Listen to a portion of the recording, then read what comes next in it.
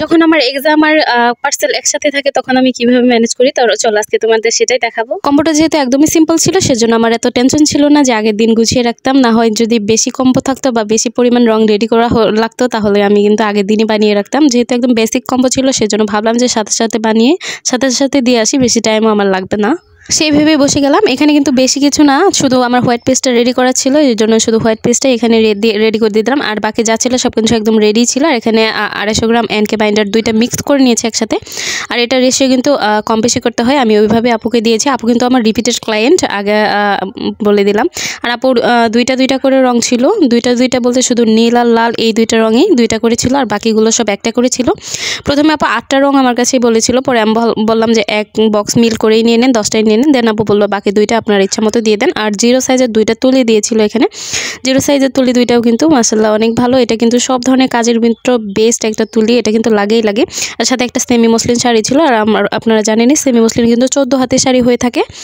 হ্যাঁ, 14 হাত। আর এটা কিন্তু টার্সেল করা থাকে, আপনারা চাইলে কিন্তু টার্সেল ছাড়াও নিতে পারবেন। এটা কিন্তু হাফ সিল্ক না, আমি আবারও বারবার বলছি, অনেকে হাফ সিল্ক সেমি মসলিন গুলিয়ে ফেলেন।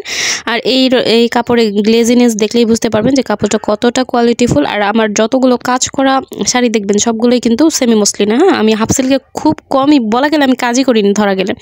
হ্যাঁ, 2-1টা হয়তো করেছি, কিন্তু আমার যতগুলো শাড়িতে কাজ আছে একদম ওয়াশ প্যান্ট থেকে শুরু করে সব কিন্তু আমি একদম সেমি মসলিনই করেছি। এই তো খুব ছোট্ট একটা কম্বো ছিল এটা। আপু আমার রিপিটেড কাস্টমার, আবারও বলছি, সেজন্য আপুর কাছে কিছু কিছু জিনিস রয়ে গেছে, আর বাকি যেগুলোর দরকার ছিল ওগুলো আমি পাঠিয়ে দিলাম। আর এই ধরনের প্রোডাক্ট কিন্তু আপনারা আমাদের পেজে পেয়ে যাবেন। অনেকেই জিজ্ঞেস করেন কাজ দেখে যে আপু এই ধরনের রং বা এই ধরনের শাড়ি কোথায় পাবো, সব কিছু কিন্তু আপনারা আমাদের কাছেই পেয়ে যাবেন। আর এই তো আমি এখন রেডি করে নিচ্ছিলাম এখানে কস্টিক দিয়ে, আর এখানে আমি মাস্কিং টেপ দিয়ে এটার মুখটাও আটকে দিচ্ছিলাম। এরপর কিন্তু আমি আবার প্যাকেজিং করব, কারণ যেহেতু প্যাকেজিং মানে অনেক লিকুইড জিনিস কিন্তু সচরাচর কুরিয়ারে দিলে ওনারা নিতে যায় না, আলাদাভাবে দিতে বলে। সেজন্য এমনভাবে দিব যেন মানে আর আমি এখন পর্যন্ত যতগুলো জিনিসে পাঠিয়েছি আমার একটা জিনিসও লিক হয়নি কখনো, মানে লিকুইড টাইপের যে জিনিসগুলো কোথাও নষ্ট হয়নি। বা কুরিয়ারে দিলে যে আলাদাভাবে দিতে বলে আমাকে কখনোই বলেনি, কারণ আমার পার্সেলে কোনো রকম কোনো মানে কমপ্লেন নাই বললেই চলে। হ্যাঁ, কোনো ধরনের কোনো কমপ্লেন আমি এখন পর্যন্ত পাইনি আমার পার্সেলের ভিতর। আর আপুরা তো অনেক সময় আমাকে বলেই ফেলে যে এত পরিমাণ পার্সেলের মানে প্যাকেজিং করে দিয়েছেন যে খুলতেই আমাদের 1 ঘন্টা লেগে যায়।